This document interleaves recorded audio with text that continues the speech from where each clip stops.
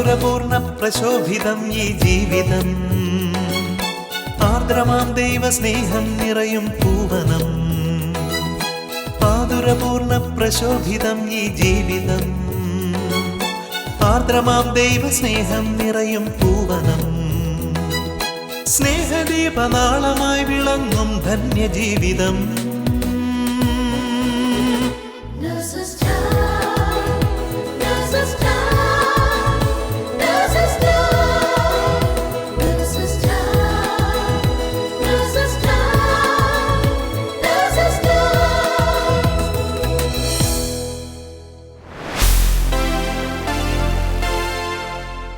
ഈശോ മിശിഹായ്ക്ക് സ്തുതിയായിരിക്കട്ടെ. നമ്മളിൽ പലരും ഒരിക്കലെങ്കിലും ദൈവത്തോട് ചോദിച്ചിട്ടുണ്ടായിരിക്കും, എന്തുകൊണ്ടാണ് കർത്താവെ എൻ്റെ ജീവിതത്തിൽ ഇതുപോലെ വേദനകൾ, പ്രയാസങ്ങൾ, ദുഃഖങ്ങൾ? ഞാൻ എത്രയൊക്കെ പ്രാർത്ഥിച്ചിട്ടും എന്തുകൊണ്ടാണ് കർത്താവെ ഇങ്ങനെയൊക്കെ? ഇതിനുത്തരമായി യോഹന്നാൻ്റെ സുവിശേഷം 15-ാം അധ്യായം 1-2 വാക്യങ്ങളിലൂടെ കർത്താവ് നമ്മളോട് അരുളി ചെയ്യുന്നു, ഞാൻ സാക്ഷാൽ മുന്തിരിച്ചെടിയും എൻ്റെ പിതാവ് കൃഷിക്കാരനുമാണ്. എൻ്റെ ശാഖകളിൽ ഫലം തരാത്തതിനെ അവിടുന്ന് നീക്കിക്കളയുന്നു, എന്നാൽ ഫലം തരുന്നതിനെ കൂടുതൽ കായ്ക്കുവാനായി അവിടുന്ന് വെട്ടിയൊരുക്കുന്നു. ഈ വചനത്തിൻ്റെ ശക്തി സ്വന്തം ജീവിതത്തിൽ തിരിച്ചറിഞ്ഞ റാസൽ ഖൈമ നഴ്സസ് മിനിസ്ട്രിയിൽ നിന്നുള്ള റിനിയെ നാം പരിചയപ്പെടുമ്പോൾ ദൈവേഷത്തിനായി നമ്മെ തന്നെ വിട്ടുകൊടുക്കുമ്പോഴുള്ള ദൈവപരിപാലന നമുക്ക് തിരിച്ചറിയാം. റെനി, എന്തൊക്കെയുണ്ട് വിശേഷങ്ങൾ? ദൈവകൃപയാൽ സുഖമായിട്ടിരിക്കുന്നു. റെനി, നമ്മൾ ഒരു ഹോസ്പിറ്റലിൽ ഒത്തിരി വർഷമായിട്ട് ഒരുമിച്ച് ജോലി ചെയ്യുകയാണല്ലോ. ഇന്ന് ഒത്തിരി സഹനങ്ങളിലൂടെ റെനി കടന്നു പോയപ്പോഴും ആ സഹനങ്ങളെല്ലാം ഒരു ദൈവിക കൃപയാക്കി മാറ്റി മറ്റുള്ളവർക്ക് പ്രചോദനമായിട്ട് റെനി മാറിയിരിക്കുകയാണല്ലോ. മുൻപുണ്ടായിരുന്ന വിശ്വാസ ജീവിതത്തിൽ നിന്നും ഒത്തിരി മാറ്റങ്ങൾ ഇന്നിപ്പില്ലേ? ചെറുപ്പത്തിലേ ഉണ്ടായിരുന്നേക്കാളും ഒത്തിരി മാറ്റങ്ങൾ ഇപ്പോൾ ഈ സമയത്ത് വന്നിട്ടുണ്ട്. ചെറുപ്പത്തില് സാധാ ഒരു ക്രിസ്ത്യാനിയെ പോലെ തന്നെ പള്ളിയിൽ പോകുമായിരുന്നു, കാറ്റിസത്തിന് പോകുമായിരുന്നു.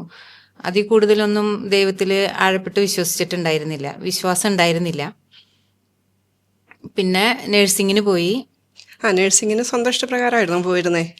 നഴ്സിങ്ങിന് സ്വന്തം ഇഷ്ടപ്രകാരമല്ല പോയത്, അപ്പച്ചൻ്റെ നിർബന്ധത്തിന് പോയതാണ്.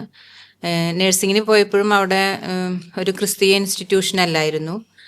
കുർബാന കാണാനോ ഒന്നും സൗകര്യം ഉണ്ടായിരുന്നില്ല, പള്ളിയൊന്നും അടുത്തുണ്ടായിരുന്നില്ല. പിന്നെ മന്ത്ലി ഒരു പ്രാവശ്യം ഷോപ്പിങ്ങിന് പോകുമ്പോൾ പള്ളിയിൽ ചെന്നിരുന്ന് പ്രാർത്ഥിക്കും. അതിൽ കൂടുതലൊന്നും പള്ളിയിൽ പോകാൻ പറ്റിയിരുന്നില്ല.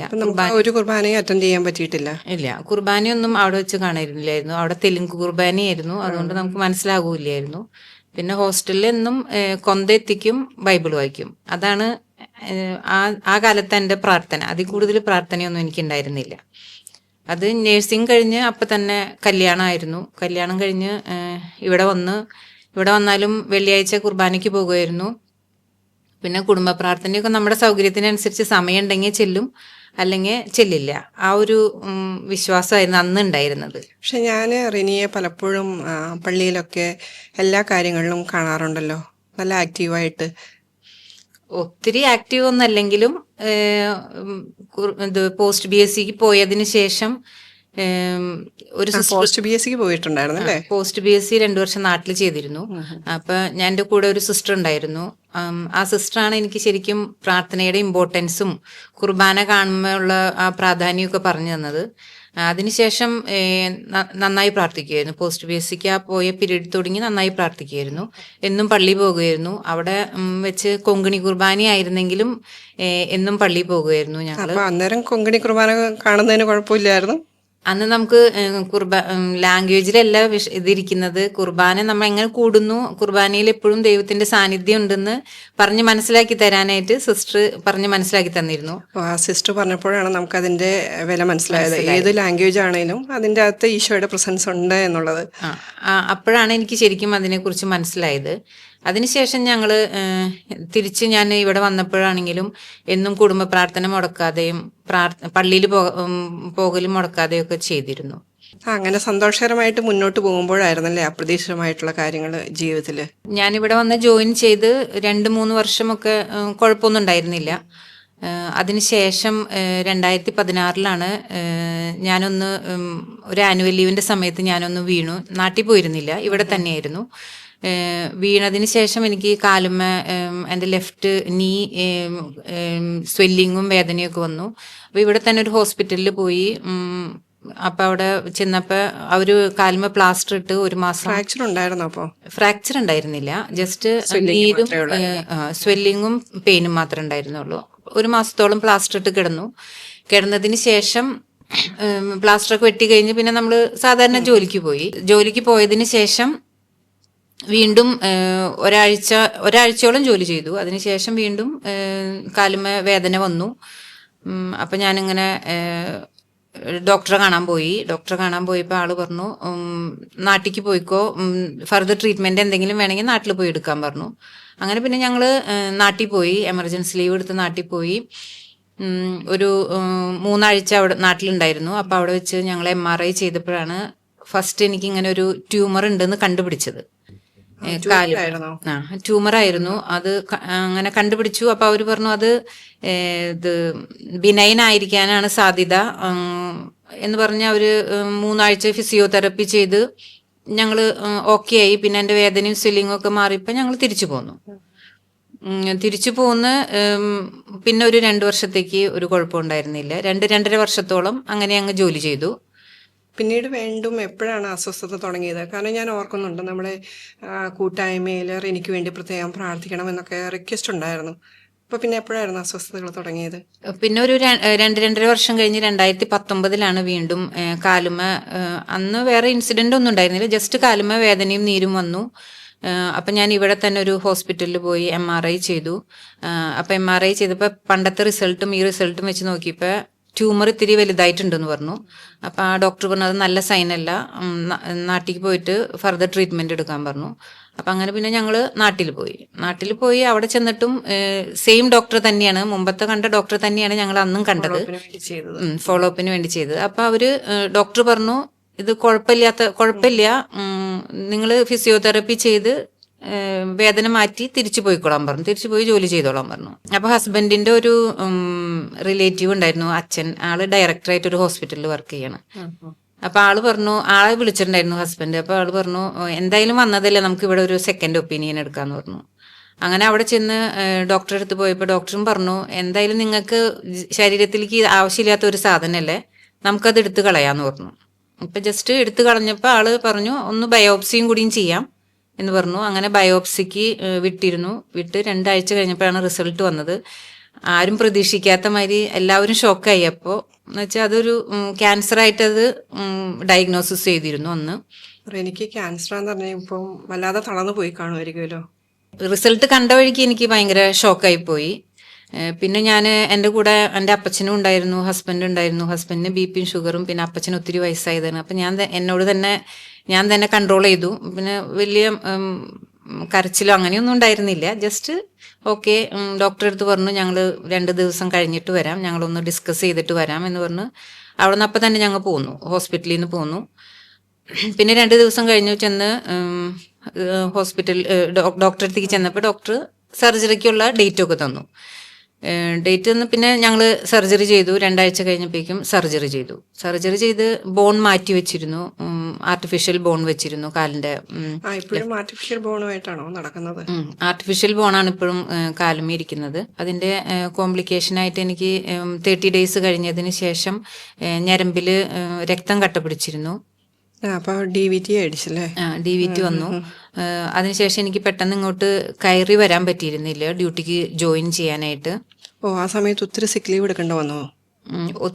ഒരു 4 മന്ത്സ് സിക്ക് ലീവ് ഹോസ്പിറ്റലിൽ നിന്ന് ഓൾറെഡി സാങ്ഷൻ ചെയ്തിരുന്നു. പിന്നെ എല്ലാവർക്കും കൊറോണയുടെ സമയത്ത് ഒരുപാട് ബുദ്ധിമുട്ട് അനുഭവിച്ചപ്പോൾ എനിക്കത് ഒരു ഉപകാരമായിട്ടാണ് തോന്നിയത്. ദൈവം അത് എനിക്ക് വേണ്ടി ഒരുക്കി തന്ന മാതിരി ഒരു 4 മന്ത്സും കൂടി എനിക്ക് നാട്ടിൽ നിൽക്കാൻ പറ്റി.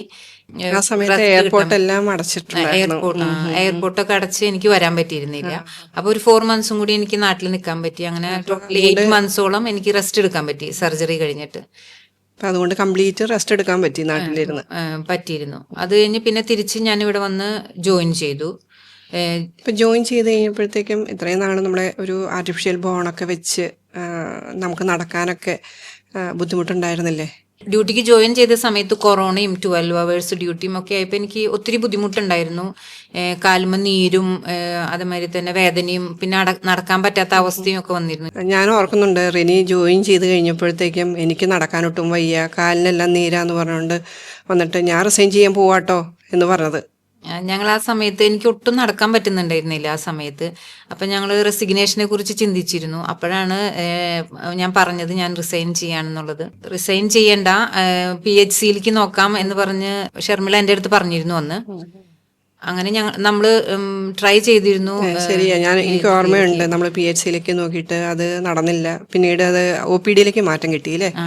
ദൈവത്തിന്റെ കൃപ കൊണ്ട് OPDയിലേക്കാണ് എനിക്ക് അന്ന് മാറ്റം തന്നത്. അപ്പൊ എനിക്ക് 8 hours ഡ്യൂട്ടി ആയി. അപ്പൊ ഒത്തിരി നടക്കേണ്ടി വരുന്നില്ല. അസസ്മെന്റ് റൂമിലാണ്. അപ്പൊ ഇരുന്ന് ജസ്റ്റ് വൈറ്റൽസ് ചെക്ക് ചെയ്തിട്ട് കമ്പ്യൂട്ടറിൽ എൻ്റർ ചെയ്യുക, അത്ര മാത്രമേ എനിക്ക് ഉണ്ടായിരുന്നുള്ളൂ. അതുകൊണ്ട് ഞാൻ ജോലിയിൽ അങ്ങനെ കണ്ടിന്യൂ ചെയ്തു, കുഴപ്പമില്ലാണ്ട് കണ്ടിന്യൂ ചെയ്തു. പിന്നീട് ഈ അസുഖത്തിന്റെ അസ്വസ്ഥതകളോ എന്തെങ്കിലും? പിന്നീട് ഒരു 2 വർഷം കഴിഞ്ഞപ്പോൾ വീണ്ടും ഞാൻ റെഗുലർ ഫോളോ അപ്പിന് ഇവിടെ പോകുന്നുണ്ട്. ഒരു 2 വർഷം കഴിഞ്ഞപ്പോൾ വർഷം CT ചെസ്റ്റ് എടുക്കുമായിരുന്നു, ലങ്സിന്റെ കപ്പാസിറ്റി അറിയാൻ വേണ്ടിയിട്ട്. അപ്പോൾ ചെയ്തപ്പോൾ ലങ്സിലൊരു നൊഡ്യൂൾ അന്ന് കണ്ടിരുന്നു, ഒരു സിസ്റ്റമാരി ഒരു നൊഡ്യൂൾ കണ്ടിരുന്നു അന്ന്. ആദ്യം ചെയ്തപ്പം ട്യൂമർ ആയിരുന്നു അല്ലേ? അതൊരു മുഴ പോലെ ബിനൈനാന്ന് പറഞ്ഞത്. ആദ്യം ചെയ്തപ്പോൾ അതൊരു ബിനൈനായിരുന്നു, മുഴയായിരുന്നു. പിന്നെ ആണ് ഇതൊരു സിസ്റ്റ്. ഇത് ജസ്റ്റ് ഒരു സിസ്റ്റാണ് കണ്ടത്, ചെറിയൊരു നമുക്ക് തടിപ്പുമായി. അങ്ങനെ പിന്നെ ഡോക്ടർ പറഞ്ഞു 3 മാസം കഴിയുമ്പോൾ വീണ്ടും റിപ്പീറ്റ് ചെയ്യാമെന്ന് പറഞ്ഞു. ആ സമയത്ത് ഞാൻ ഒത്തിരി സ്ട്രെസ്സിൽ കൂടെ കടന്നു പോകുന്ന ഒരു സമയമായിരുന്നു. ഹസ്ബൻഡിന്റെ അമ്മ മരിച്ചു. അങ്ങനെ ആ ഒരു ഭയങ്കര ഒരു ബുദ്ധിമുട്ടിലുള്ള ഒരു സമയമായിരുന്നു. പിന്നെ ഞങ്ങളുടെ കൂട്ടായ്മയിലാണേലും റിനിക്ക് വേണ്ടിയിട്ട് ഒരു സ്പെഷ്യൽ പ്രെയർ തന്നെ വെച്ചിട്ടുണ്ടായിരുന്നു. നഴ്സസ് മിനിസ്ട്രിയിൽ അന്ന് ഞാൻ വരുമായിരുന്നു. ഒത്തിരി ഒന്നും വരില്ലെങ്കിലും എനിക്ക് സ്റ്റെപ്പ് കയറാൻ ബുദ്ധിമുട്ടുള്ള കാരണം ഞാൻ വല്ലപ്പോഴും ഒക്കെ പ്രെയറിന് വരുമായിരുന്നു അന്ന്. ആ സമയത്ത് എനിക്ക് വേണ്ടി ഒരാഴ്ച എനിക്ക് വേണ്ടി പ്രത്യേകം പ്രെയർ ഉണ്ടായിരുന്നു. അതിനുശേഷം 3 മാസം കഴിഞ്ഞിട്ട് ചെന്ന് CT ചെയ്തപ്പോൾ CTയിൽ കുഴപ്പമൊന്നും ഉണ്ടായിരുന്നില്ല. ആ നൊഡ്യൂൾ പിന്നെ അവിടെ കണ്ടിരുന്നില്ല. അങ്ങനെ പിന്നെ കുഴപ്പമൊന്നും ഉണ്ടായിരുന്നില്ല. പിന്നെ സാധാരണമാതിരി തന്നെ OPDയിൽ ഇങ്ങനെ ജോലി ചെയ്തുകൊണ്ടിരിക്കുകയായിരുന്നു. വീണ്ടും ഈ സിസ്റ്റുകൾ മാറി മാറി വന്നപ്പോഴൊക്കെ നമ്മുടെ കുടുംബത്തിലെ, പ്രത്യേകിച്ച് മക്കളുടെ വിശ്വാസ ജീവിതത്തിൽ എന്തെങ്കിലും മാറ്റങ്ങളൊക്കെ ശ്രദ്ധിച്ചിരുന്നോ? മക്കൾക്ക് ഒരുപാട് മാറ്റങ്ങൾ വന്നിട്ടുണ്ട്. മുമ്പ് അവർക്ക് പള്ളിയിൽ വിളിച്ചാൽ വരാനും പ്രാർത്ഥന എത്തിക്കാൻ വിളിക്കുമ്പോൾ അവർക്കൊക്കെ ബുദ്ധിമുട്ടായിരുന്നു. മോളൊക്കെ ദേഷ്യപ്പെട്ടിട്ടാണ് പ്രാർത്ഥന എത്തിക്കാൻ വന്നിരിക്കാറ്. എനിക്ക് ഈ രോഗം വന്നതിന് ശേഷം മോനായാലും മോളായാലും ഒരുപാട് മാറി. ഇപ്പൊ എനിക്ക് 3ാമത് കൈമ ഒരു സിസ്റ്റ് വന്നിരുന്നു. കൈമ ഒരു സിസ്റ്റ് വന്ന് ഞാൻ നാട്ടിൽ പോയി. അപ്പൊ ഞാൻ ഇത്തിരി ഡിപ്രസ്ഡ് ആയി പോയി. എനിക്ക് എന്തുകൊണ്ട് ഇങ്ങനെ റിപ്പീറ്റായി വരുന്നു എന്ന് ഉള്ള വിചാരത്തില്. അപ്പൊ എന്റെ മോനാണ് എന്നെ അന്ന് ആശ്വസിപ്പിച്ചത്. നഴ്സിംഗ് പഠിക്കുന്ന മോൻ. ഇപ്പൊ 2 പ്രാവശ്യവും മമ്മിക്ക് കുഴപ്പമൊന്നും ഉണ്ടായിരുന്നില്ലല്ലോ. ഈ പ്രാവശ്യവും അത് ഒരു സാധാരണ ഒരു മുഴയായിരിക്കും, മമ്മിക്ക് പ്രശ്നമൊന്നും ഉണ്ടാവില്ല എന്ന് പറഞ്ഞ് മമ്മി പോയി സർജറി ചെയ്തിട്ട് തിരിച്ചു വായോ എന്ന് പറഞ്ഞു എൻ്റെ അടുത്ത്. സാധാരണ നമ്മളാണ് മക്കളെ ശക്തിപ്പെടുത്താറ്, ഇതിപ്പോ നേരെ തിരിച്ച് മക്കള് നമ്മളെ ശക്തിപ്പെടുത്തുന്നു. അവര് ഒത്തിരി പ്രാർത്ഥനയിൽ ഒത്തിരി വളർന്നത് കൊണ്ടായിരിക്കും അവനെ എന്നെ അങ്ങനെ ആശ്വസിപ്പിക്കാൻ പറ്റിയത്. അവൻ പറഞ്ഞിട്ടുണ്ടായിരുന്നു, ഞങ്ങൾ പ്രാർത്ഥിക്കുന്നുണ്ട് മമ്മി, കുഴപ്പമൊന്നും ഉണ്ടാവില്ല, മമ്മി പോയി സർജറി ചെയ്യ് എന്ന് പറഞ്ഞ്. അത് സർജറി ചെയ്തപ്പോഴും ബയോപ്സിക്ക് വിട്ടപ്പോഴും കുഴപ്പമൊന്നും ഉണ്ടായിരുന്നില്ല. നമ്മുടെ വിശ്വാസ ജീവിതത്തിൽ ഇപ്പോൾ ഒത്തിരി ആഴപ്പെട്ടു, ഒത്തിരി സഹനങ്ങളിലൂടെ കടന്നുപോയിക്കൊണ്ടിരിക്കുമ്പോൾ നമ്മൾ നഴ്സസ് ആണല്ലോ, നമ്മളവിടെ ജോലി ചെയ്യുമ്പോൾ നമ്മുടെ മുന്നിലേക്ക് ഒത്തിരി രോഗികൾ കടന്നു വരാറില്ലേ? അപ്പോൾ ആ കടന്നു വരുന്ന രോഗികളിലേക്ക് അല്ലെങ്കിൽ നമ്മുടെ സഹപ്രവർത്തകർക്ക് നമ്മുടെ ഈ വേദനകളിലൂടെയുള്ള അനുഭവങ്ങൾ എങ്ങനെയാണ് ഉപകാരപ്പെട്ടത്? ഇപ്പോൾ ഈ റീസെൻ്റ്ലി നമ്മുടെ സ്റ്റാഫ് തന്നെ ഒരാൾ അങ്ങനെ ബ്രസ്റ്റ് ക്യാൻസർ ആയിട്ട് വന്നിരുന്നു. അപ്പോൾ ആളിത് ഡയഗ്നോസിസ് ചെയ്ത സമയത്ത് ആൾക്ക് ഭയങ്കര ബുദ്ധിമുട്ടായിരുന്നു, ഭയങ്കര കരച്ചിലും ബഹളമൊക്കെ ആയിരുന്നു. അപ്പൊ എൻ്റെ കൂടെ തന്നെ വർക്ക് ചെയ്യുന്ന ഒരു കൊളീഗ് എൻ്റെ അടുത്ത് ആളെ കൊണ്ടാക്കിയിട്ട് പറഞ്ഞു, റെനിയുടെ അടുത്ത് സംസാരിക്ക്, റെനി ഈ സിറ്റുവേഷനിലൂടെ കടന്നു പോയ ഒരാളാണ്, അപ്പൊ റെനിയുടെ അടുത്ത് സംസാരിക്ക്, നിനക്ക് റെനി പറഞ്ഞു തരും എല്ലാ കാര്യങ്ങളെന്ന് പറഞ്ഞ് എൻ്റെ അടുത്ത് കൊണ്ടുവന്നിരുന്നു. ആള് എൻ്റെ റൂമിൽ വന്നപ്പോൾ കരഞ്ഞുകൊണ്ടാ വന്നത്, ഒത്തിരി വിഷമത്തിൽ, ആൾക്കൊരു മോനുണ്ട് എന്നൊക്കെ പറഞ്ഞ് ഒത്തിരി കരഞ്ഞിട്ടാ വന്നത്. മോനെ നോക്കാൻ ആരും ഉണ്ടാവില്ല, എനിക്ക് എന്തെങ്കിലും പറ്റിയാൽ. പക്ഷെ അന്ന് ഞാൻ ആളുടെ അടുത്ത് ഞാൻ എൻ്റെ അനുഭവങ്ങളും ഇതൊക്കെ പറഞ്ഞു കൊടുത്തിരുന്നു. ആള് നന്നായി പ്രാർത്ഥിക്കുന്ന ഒരു സ്റ്റാഫാണ് ആള്. എൻ്റെ അനുഭവങ്ങളൊക്കെ പറഞ്ഞ് ഞാൻ പറഞ്ഞു കുഴപ്പമൊന്നും വരില്ല, ഇപ്പോഴും എനിക്കിപ്പോൾ 5 വർഷമായി ഇത് വന്നിട്ട്, എനിക്കൊരു കുഴപ്പമില്ലാണ്ട് ഞാൻ ഇപ്പോഴും ഇരിക്കുന്നുണ്ടല്ലോ എന്ന് പറഞ്ഞു. അതിനുശേഷം ആള് ഞാൻ ഒത്തിരി സൈക്കോളജിക്കൽ സപ്പോർട്ട് അന്ന് കൊടുത്തിരുന്നു. അതിനുശേഷം ആള് ചിരിച്ചോണ്ടല്ല, സ്ട്രോങ് ആയിട്ടാണ് ആള് റൂമിൽ നിന്ന് ഇറങ്ങിപ്പോയത്. അത് ശരിയാണ് റെനി. കാരണം നമ്മൾ ആ ജീവിതാവസ്ഥയിലൂടെ, ആ രോഗത്തിന്റെ അവസ്ഥയിലൂടെ കടന്നു പോയ ഒരാൾ തന്നെ വന്ന് പറയുമ്പോൾ ആ രോഗാവസ്ഥയിൽ ഇരിക്കുന്ന ആൾക്ക് ഭയങ്കര ഒരു ആശ്വാസം തന്നെയാണ്. അത് തീർച്ചയായിട്ടും അങ്ങനെ തന്നെയാണ്. ഏതെങ്കിലും രോഗികളിലെ വലിയ മാറ്റങ്ങളോ അല്ലെങ്കിൽ വലിയ നമുക്ക് സപ്പോർട്ട് കൊടുക്കാൻ പറ്റിയിട്ടുണ്ടോ? ഇപ്പൊ ഒരു രോഗി എൻ്റെ അടുത്ത് വന്നിരുന്നു. അപ്പൊ നമ്മൾ അസസ്മെന്റ് റൂമിലാണല്ലോ, അപ്പൊ നമ്മൾ ജസ്റ്റ് ഇങ്ങനെ ബിപിയും പ്രഷറും ഒക്കെ ഉണ്ടോ, മെഡിക്കൽ ഹിസ്റ്ററി നമ്മൾ ചോദിക്കും എല്ലാ പേഷ്യൻ്റെ അടുത്തും. അങ്ങനെ ഞാൻ ആ ആളുടെ അടുത്ത് ഇങ്ങനെ BP ഉണ്ടോ, ഷുഗർ ഉണ്ടോ, കൊളസ്ട്രോൾ ഉണ്ടോ എന്നൊക്കെ ചോദിച്ചപ്പോൾ ആള് ദേഷ്യപ്പെട്ടിട്ട് BP ഉണ്ട്, കൊളസ്ട്രോൾ ഉണ്ട്, ഷുഗർ ഉണ്ട്, ക്യാൻസറും ഉണ്ട്, സിസ്റ്ററിന് എന്തെങ്കിലും വേണോന്ന് ചോദിച്ചു. ഇത് കൊള്ളാലോ. അപ്പൊ ഞാൻ പറഞ്ഞു എനിക്കൊന്നും വേണ്ട ബ്രദർ, എനിക്ക് ഓൾറെഡി ക്യാൻസർ വന്നിട്ടുള്ളതാന്ന് പറഞ്ഞു. അപ്പൊ ആള് ഷോക്കായി പോയി. എന്നിട്ട് നീ ഇത്രയും ലാഘവത്തോടെ എങ്ങനെ പറയുന്നു, ഇതൊരു വലിയൊരു രോഗമല്ലേ എന്ന് ചോദിച്ചു. അപ്പൊ ഞാൻ പറഞ്ഞു രോഗം വലുതാണ്, പക്ഷെ നമുക്കത് തരണം ചെയ്യാൻ പറ്റും. നമ്മുടെ ആത്മവിശ്വാസവും ആത്മധൈര്യവും മാതിരിയിരിക്കും എങ്ങനെയാണ് നമ്മൾ അതിനെ ഫേസ് ചെയ്യണേന്ന് പറഞ്ഞ് ഞാൻ ആൾക്ക് പിന്നെയും ആളെന്റെ അടുത്ത് ഒത്തിരി പ്രാവശ്യം വരുമ്പോഴും എൻ്റെ അടുത്ത് സുഖവിവരമൊക്കെ ചോദിച്ചു. പിന്നെ ദേഷ്യത്തോടുകൂടിയാണോ വരുന്നത്? അല്ലല്ല, ഇപ്പൊ ആള് ഭയങ്കര ഫ്രണ്ട്ലിയാണ്. വന്ന് എൻ്റെ അടുത്ത് എല്ലാ കാര്യങ്ങളും ചോദിച്ചിട്ട് വിശേഷമൊക്കെ ചോദിച്ചിട്ട് പോവാറുണ്ടായിരുന്നു. ഇപ്പം നമ്മൾ ഒത്തിരി സഹനങ്ങളിലൂടെയും ഓരോരോ പ്രാവശ്യം പലയിടങ്ങളിലായിട്ട് സിസ്റ്റമൊക്കെ ആയിട്ട് ഒത്തിരി ബുദ്ധിമുട്ടുകളിലൂടെ കടന്നു പോയല്ലോ. അപ്പോൾ നമ്മൾ ജോലിയും കുടുംബവും പ്രാർത്ഥനയും ഒക്കെ എങ്ങനെയാ ഒരുമിച്ച് കൊണ്ടുപോകുന്നത്? ഒത്തിരി ദുരിതത്തിലൂടെയും ദുഃഖത്തിലൂടെയൊക്കെ കടന്നു പോയെങ്കിലും എൻ്റെ ഫാമിലി എനിക്ക് നല്ല സപ്പോർട്ടാണ്. ഇപ്പോൾ ഹസ്ബൻഡ് ആണെങ്കിലും മോനാണെങ്കിലും മോളാണെങ്കിലും നല്ല സപ്പോർട്ടാണ് എല്ലാ കാര്യത്തിലും. ഇപ്പം പണ്ടൊക്കെ ഞാൻ പറഞ്ഞിരുന്നല്ലോ, കുർബാനയ്ക്കൊക്കെ വല്ലപ്പോഴും പോയിരുന്നത്. കുർബാനയ്ക്ക് പോകും, എന്നാലും അത്ര വിശ്വാസത്തിലൊന്നും ഞങ്ങൾ ഉണ്ടായിരുന്നില്ല. പക്ഷെ ഇപ്പം ഈ രോഗമൊക്കെ വന്നതിന് ശേഷം ഇപ്പം ഹസ്ബൻഡ് ആണെങ്കിലും മോളാണെങ്കിലും എൻ്റെ കൂടെ പള്ളിയിലേക്ക് വരാനാണെങ്കിലും പ്രാർത്ഥന എത്തിക്കുമ്പോൾ ചില സമയത്തൊന്നും എനിക്ക് ഡ്യൂട്ടി കഴിഞ്ഞ് വരുമ്പോൾ കാലുമ്പോൾ നല്ല നീരും വേദനയൊക്കെ ഉണ്ടാവാറുണ്ട്. ഇപ്പോഴും കാലിൽ നീരൊക്കെ ഉണ്ടോ? നീരുണ്ട് ഇപ്പോഴും. കാലുമ്പോൾ നീരും വേദനയൊക്കെ വരുമ്പോൾ ചില സമയത്ത് എനിക്ക് പ്രാർത്ഥന എത്തിക്കുമ്പോൾ കുടുംബ പ്രാർത്ഥനയ്ക്ക് എനിക്ക് ഇരിക്കാൻ പറ്റാറില്ല. അപ്പൊ മോളാണ് എന്നോട് പറയാറ്, മമ്മി കിടന്നോണ്ട് പ്രാർത്ഥന എത്തിച്ചാൽ മതി, ഞങ്ങൾ പ്രാർത്ഥന എത്തിച്ചോളാന്ന് പറഞ്ഞിട്ട് അവളാണ് പോയി തിരി കത്തിച്ച് പ്രാർത്ഥന സ്റ്റാർട്ട് ചെയ്യണത്. അവളാണല്ലോ ഇപ്പൊ ഇനിഷ്യേറ്റീവ് ഒക്കെ എടുക്കുന്നത്. അവളാണ് ഇനിഷ്യേറ്റീവ് എടുക്കുന്നത്. ഹസ്ബൻഡ് ആണെങ്കിലും പള്ളിയിൽ കൊണ്ടുപോകാനാണെങ്കിലും നമ്മുടെ വീട്ടിൽ നിന്ന് പള്ളിയിലേക്ക് ഒരു 45 മിനിറ്റ്സിന്റെ ഡ്രൈവ് ഉണ്ട്. ഷർമിലയ്ക്ക് അറിയാലോ. അപ്പൊ പോകാൻ ആൾക്ക് ഡ്രൈവ് ചെയ്യാനൊക്കെ ഭയങ്കര മടിയായിരുന്നു. നിങ്ങളിപ്പോ ഇടയ്ക്കിടയ്ക്ക് പള്ളിയിൽ പോകുന്നുണ്ടല്ലോ? പള്ളിയിൽ പറ്റുന്ന സമയങ്ങളിലൊക്കെ ഇപ്പൊ ഞങ്ങൾ പള്ളിയിൽ പോകുന്നുണ്ട്, കുർബാന കാണുന്നുണ്ട്. അതും കുർബാനയ്ക്ക് മുമ്പൊക്കെ കുർബാനയുടെ ആ സമയത്താ ചെല്ലാറ്. പക്ഷെ ഇപ്പൊ ഞങ്ങള് കൊന്ത തുടങ്ങി കൂടാനായിട്ട് നേരത്തെ പോകും. അങ്ങനത്തെ മാറ്റങ്ങളൊക്കെ കുടുംബജീവിതത്തിലാണെങ്കിലും വന്നിട്ടുണ്ട്. എന്നും ഫ്രീ ടൈം കിട്ടുമ്പോൾ കൊന്ത എത്തിക്കാറുണ്ട്, പ്രാർത്ഥന എത്തിക്കാറുണ്ട്. അതൊക്കെ എൻ്റെ ജീവിതത്തിൽ വന്നിരിക്കുന്ന ഒരു മാറ്റങ്ങളാണ്. മുമ്പാണെന്നുണ്ടെങ്കിൽ ഫ്രീ ടൈം കിട്ടുന്ന സമയത്തൊക്കെ എന്തെങ്കിലും മൊബൈൽ കാണേ, മറ്റുള്ളവരോട് വർത്താനം പറയാ, അങ്ങനെ എന്തെങ്കിലുമൊക്കെ ചെയ്യാം. നമ്മളൊക്കെ ചെയ്യാറുള്ളതാണല്ലോ, ഫ്രീ ടൈം കിട്ടുമ്പോഴത്തേക്കും നമ്മുടെ ഫ്രണ്ട്സിന്റെ അടുത്ത് പോയിരുന്ന് സംസാരിക്കുന്നത്. പക്ഷെ ഇപ്പൊ ഞാൻ അങ്ങനെ അധികം ചെയ്യാറില്ല. എന്തെങ്കിലും ഡ്യൂട്ടിയുടെ ആവശ്യമായുള്ള സംസാരങ്ങൾ മാത്രമാണ് അധികം ഇപ്പോൾ ഉള്ളത്. പിന്നെ അല്ലാത്ത സമയത്ത് നമ്മളിരുന്ന് പ്രാർത്ഥന എത്തിക്കും, അതാണ് ചെയ്യാറ്. റെനിയുടെ ജീവിതത്തിൽ നിന്ന് ഇപ്പോൾ ഒത്തിരി സഹനങ്ങളിലൂടെ കടന്നുപോയല്ലോ. അപ്പോൾ ഇതുപോലെ വേദന അനുഭവിക്കുന്നവർക്ക്, ഇതേ രോഗങ്ങളിലൂടെ കടന്നു പോകുന്നവർക്ക്, പ്രത്യേകിച്ച് നിരാശയിൽപ്പെട്ടിരിക്കുന്നവർക്ക് എന്ത് മെസ്സേജാണ് കൊടുക്കാനായിട്ടുള്ളത്? സങ്കീർത്തനങ്ങൾ 119:71 ദുരിതങ്ങൾ എനിക്ക് ഉപകാരമായി, തന്മൂലം ഞാൻ അങ്ങയുടെ ചട്ടങ്ങൾ അഭ്യസിച്ചുവല്ലോ.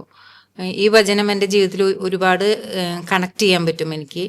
ഒത്തിരി ദുരിതത്തിലൂടെയും രോഗത്തിലൂടെയും ദുഃഖത്തിലൂടെയും ഒക്കെ കടന്നു പോയപ്പോഴും ഞാൻ ദൈവത്തിന്റെ കുരിശിനോട് കൂടുതൽ ചേർന്ന് നിൽക്കാനാണ് ശ്രമിച്ചിട്ടുള്ളത്. അതുപോലെ നമ്മുടെ ജീവിതത്തിൽ എന്തെങ്കിലും ഒരു ദുഃഖങ്ങളും ദുരിതങ്ങളും ഒക്കെ വരുമ്പോൾ നമ്മൾ തളരാതെ ഈശോയോട് ചേർന്ന് നിൽക്കാൻ ട്രൈ ചെയ്യണം.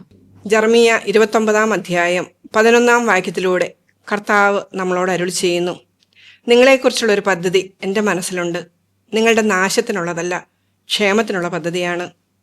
നമ്മുടെ ജീവിതത്തിൽ സംഭവിക്കുന്നതൊന്നും ആകസ്മികമായിട്ടല്ല, ദൈവിക പദ്ധതിയാണെന്നുള്ള തിരിച്ചറിവ് നമ്മളിലുണ്ടാകട്ടെ. സഹനങ്ങൾ മാറിപ്പോകുവാനായി മാത്രം പ്രാർത്ഥിക്കാതെ അവ വഴി നമ്മിലേക്ക് വീഴുന്ന കൃപകളായി മാറുവാനായി പരിശുദ്ധാത്മാവ് നമ്മെ സഹായിക്കട്ടെ. അതിനുള്ള കൃപയ്ക്കായി ലോകമെമ്പാടുമുള്ള എല്ലാ നഴ്സുമാരെയും അവരുടെ കുടുംബാംഗങ്ങളെയും പരിശുദ്ധ അമ്മയുടെ വിമല ഹൃദയം വഴി ഈശോയ്ക്ക് സമർപ്പിച്ചുകൊണ്ട് നമുക്ക് പ്രാർത്ഥിക്കാം. ഓരോ നഴ്സും ഒരു വിശുദ്ധയായി മാറട്ടെ. ആമേൻ. ദൈവമാതാവും ഞങ്ങളുടെ അമ്മയുമായ കന്യകാമറിയമേ, ഫാത്തിമാനാഥേ, എന്നെയും എൻ്റെ കുടുംബത്തെയും തിരുസഭയെയും മാനവകുലത്തെയും ലോകമെമ്പാടുമുള്ള നേഴ്സുമാരെയും അങ്ങേ വിമല ഹൃദയത്തിന് പ്രതിഷ്ഠിക്കുന്നു. അങ്ങേ ശക്തിയുള്ള സംരക്ഷണത്തിൽ ഞങ്ങളെ കാത്തുകൊള്ളണമേ. അങ്ങ് ഞങ്ങളുടെ നാഥയും സംരക്ഷകയുമാകണമേ. ആത്മീയവും ശാരീരികവുമായ സകല അപകടങ്ങളിലും ക്ലേശങ്ങളിലും നിന്ന് ഞങ്ങളെ രക്ഷിച്ചുകൊള്ളണമേ. എല്ലാറ്റിലും ദൈവേഷ്ടം കണ്ടെത്തി നിറവേറ്റുവാനും യേശുവിൻ്റെ തിരുഹൃദയത്തിന് പ്രീതികരമായ വിധത്തിൽ ജീവിച്ച് സ്വർഗഭാഗ്യത്തിലെത്തിച്ചേരുവാനും കാരുണ്യനാഥേ, ഞങ്ങളുടെ സ്നേഹമുള്ള അമ്മേ, ഞങ്ങളെ സഹായിക്കണമേ. ആമേൻ.